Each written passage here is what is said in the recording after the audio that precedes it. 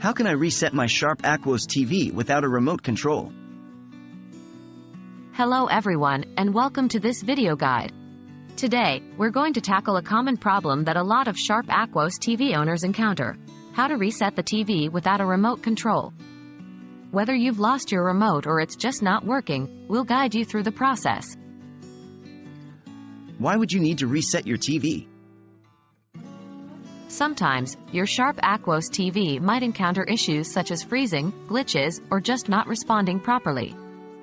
In these cases, a factory reset can help to resolve these problems.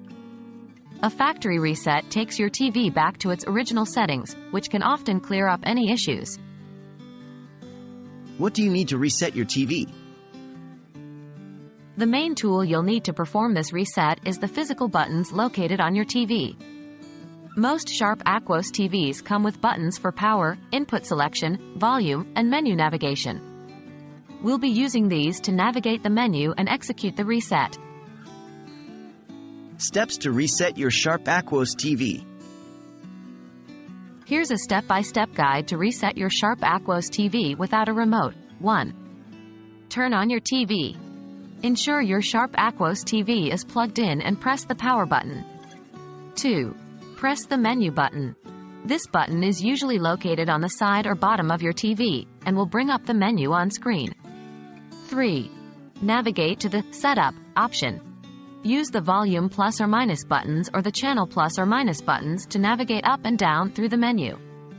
The selection will usually change color or be otherwise highlighted. 4. Enter the Setup menu. Once you've highlighted the Setup option, you can select it by pressing the Input or Enter button. 5. Navigate to the Reset option. This is usually located towards the bottom of the Setup menu. 6.